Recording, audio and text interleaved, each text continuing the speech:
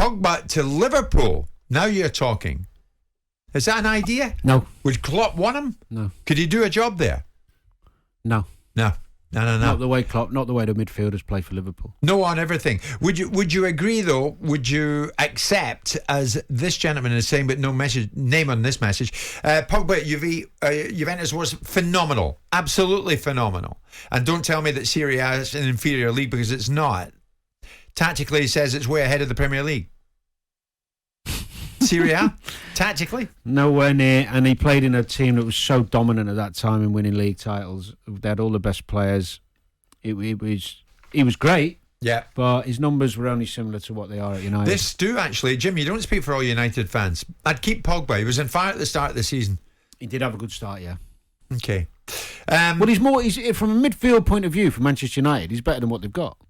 Creativity, but he's not staying, is he? His contract. It's Douglas Bader. Okay. Simon, on Friday, we get involved with Mr. Martin Keown about Chelsea. Was all the talk of the takeover affecting the players on the pitch? Yes. Affecting performance? Yes. And I think Martin, as Martin does, talking on the players' behalf, we're saying it probably is. Now, we'll bring you right up to date with where the takeover is. But Tuchel at the weekend was saying the ownership situation cannot be an excuse for their drop-off in form. I don't think that ownership is a reason for lack of focus. I don't think that there is a lack of focus. I think we're focused, and we showed, like during the situation when it began, that we can still focus. I would not consider this as an advantage for the match against Leeds. Absolutely not. I do what I do and try to do the best preparation for the match, no matter what's outside. So I even don't. People tell me this, of course, but it's not on my phone, or I don't scroll through the news on a match day. I have my routine, and I have enough to do. So it did absolutely not affect me. I know it's positive, and we hope for the best. And the situation is so long now that we need it to be solved. But for me personally, there was no influence to the game. No, I like Tuchel talking like that. Yeah, and to my mind, he's right, Danny. No excuses. Not affecting us. It's gone on a bit too long for our liking, but of course Tuchel and others have no control over that. So what's the reason for the drop-off in form, Danny? This is Chelsea we're talking about, with some of the biggest names in the game. It's now 1 win in 5. They get ahead against Wolves, throw it away 2-2. What is the reason? I think there's a few reasons. I don't think it's one in particular. Champions League quarter-final probably took a bit out of them in times of disappointment. I think that's true. I think there's been a lot of rotation in the team. Quite a few injuries to key players at times. That hasn't helped. I think the manager's had his own problems away from the pitch as well, which might have took his eye off the ball. Maybe, don't know. I don't know. It's just sometimes when you're in a place of, they were in a little bit of, what's the word? They're third in the league, not really getting pressurised from behind. Oh, they are now. Well, it's got to that, but they're still all right. Above, they can't catch. So you're kind of playing this little bit of comfort, this little bit of no man's land is the best way of putting it. It's not an excuse, but the game doesn't have the same intensity because it doesn't really matter if you win. So I think there's a few things. So you're telling us some of these Chelsea players have kind of lost their desire to play for the shirt and to win. I think also the players... Is that true? I don't think it's a conscious thought process that you go through. I think you just end up there sometimes. A bit when you talk about teams on the beach, mid-table. Same. I know you're sitting in third, but the same mentality to a degree, which shouldn't happen because you're playing for your place in the cup final. You're playing for your futures. But I think especially when top four's not done. But I think there's also a case for players like Rudiger and Christensen, who are out of contract, for their performances to sometimes dip. Because you're protecting yourself a little bit without even knowing. Not giving you quite the same, especially when you get towards the end of the season and you start thinking, don't want to get injured, because you've got a move coming. But I certainly don't think what's going on upstairs in terms of the takeover has any impact at all. Why would it? Well, we were having this big debate with Martin about it, and I was saying, well, okay, let's assume that it does, which I don't agree that it does. I think that's an excuse, right? Should it? Because it shouldn't. Even if it is, which it isn't, if it does, then it shouldn't. Shouldn't. Because it's got nothing to do with him. I've got to say to you, Well, Danny, but what I mean is, Danny, even hear if- me out in this. You could ask any Chelsea player at this lunchtime, what do you think of what's going on with the takeover and where we're at with the takeover? Wouldn't be able to tell you. Yeah, but if you go, fair enough, but nothing wrong with that. Why would you? If you were relating the question to a defeat, they'd be able to tell you. What did Martin? What did Martin say would And be the that's the reason point. for him as a player? Because they're human beings. Yes, but what aspect would worry you? But there isn't. Instability. Well, what's But you're getting paid. Well, you're listening. You're singing to the choir. Right? No, I know, but I'm. Where is the argument? I don't see one. In Martin's mind, I think. Yeah, because other things rattling but around players there. generally, if you're thinking about you're selfish as a player. Yes. How's it going to affect me?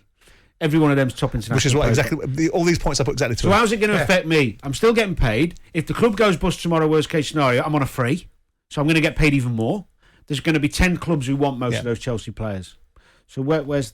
But I tell you what, and again, I hate to go to this reference point because it's an awful reference point. Gabby was making a point the other day that he was vilified for about if he doesn't win anything this season, Tuchel, under another regime, he'd have been sacked at Chelsea. Possibly. Because look at it, what Chelsea have done before. How Do you long believe that? Well, maybe not, because Tuchel's got a little bit more juice about him in the way that he operates and interacts with people that rise above him. He didn't do that very well at PSG, by the way. But the bottom line, in his incarnation at Chelsea, he speaks very sensibly. But look at the previous history. We've made a case about Chelsea saying you've got a model that managers get 2 years. If there's a season in that 2 years, irrespective of what they've done in the past, they don't do it again, they're out. So if he were to not win this FA Cup final on Saturday, then they've come out with a FIFA World Club Championship and third in the league at the very best. Now, under previous ownership model, given it's Abramovich is now Might previous, not be enough. what Gabby said isn't one of the most ludicrous things he said. I mean, there's a list like Magna Carta for those. Well, Di Matteo won the Champions League and then gets sacked.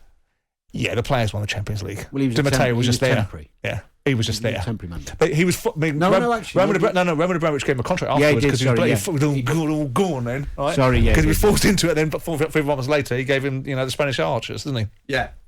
But no, I think Gabby's probably. I think he's fair.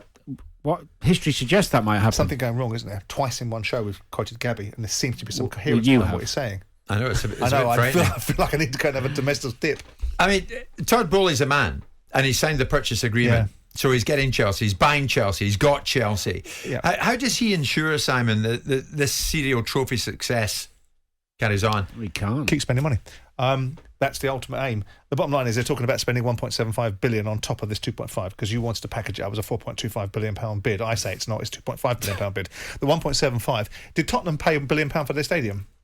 They did. Did they write a cheque out for £1 billion, or did they fund it, borrow money, and get other people to invest it? So when they talk about £1 billion of that's what will go to the stadium, well, you can borrow that from somewhere else and put that on the drip for the next 50 years, right? And use the revenue that you get from the extra 24,000 fans you're going to put in the stadium to fund that particular equation. It'd be interesting to see what they're going to do, because Chelsea's average spend is probably in a region of 150 to 200 million pound per season. It has to be somewhere like that because look at the difference between what Abramovich has spent and what the club owes him. So you're in that territory. You have to think Bowley's going to come in and it's going to change somewhat. The financial landscape would change. Well, Abramovich spent more on Chelsea's wages in the 19 years that he was there. Yeah. 3.5 billion than any other club. Ahead of United's 3.3, ahead of City's 3.2 billion. But the economic model... He spent more on transfers. That's fine.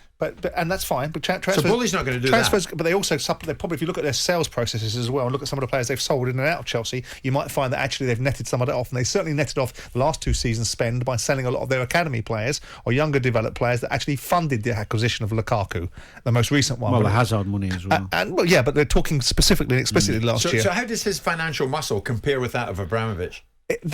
Chelsea's financial muscle, his financial muscle is they've got a group of investors that have bought a brand for various reasons. What I think they're going to do is suck some of the media money out of that, drop it into another business and monetize that business by doing something called a SPAC. That's a convoluted conversation. The bottom line is, in order for Chelsea to stay where they are, they're going to have to do what others do. They're going to have to match what Manchester United do, because Man United, everybody thinks Man United are dead and dusted. We all think Man United are going to take 5 years. I bet they don't. I bet they come roaring back under Ten Hag. I bet they do, because it's such a barren place right now. You were the man who was impressed by Ranić at the beginning. Yeah, no, I was What's impressed. What's roaring back for you? How does that look? I think they'll be more formidable than they are now. I think everybody thinks that they they're can do it. What? I mean, you put yourself out there, Simon. Why don't you? Hold on. Even despite the fact they're stinking the place out, they're going to finish 5th. Yeah.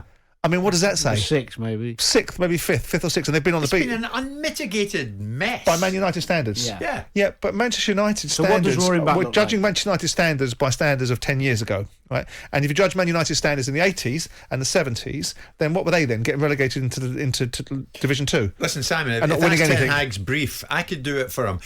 Go in there, Eric, and get us better than we've no, actually been. No. When I say formidable, I think they're going to narrow the gap. I think they're going to narrow the gap But, between yeah, but them and what's- Chelsea and roaring Liverpool and back Man is City. what? Roaring back is narrowing Into the the gap. top 4. No, well, yes, because there are 3 better sides, and arguably Chelsea. Roaring We don't back know. to It's not roaring, is it? Well- It's kind of meandering Well, back. okay. What, to win the Premier League title? I don't think that. No.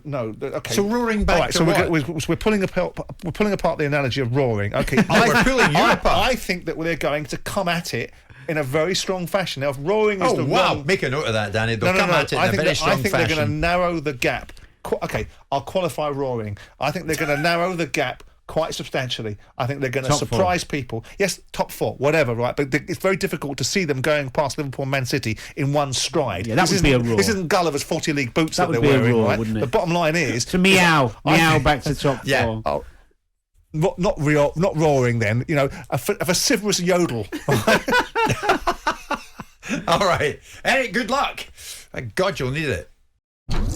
Jim White and Simon Jordan. Monday to Friday mornings from 10 on AM, on DAB, via the talkSPORT app and on your smart speaker. talkSPORT.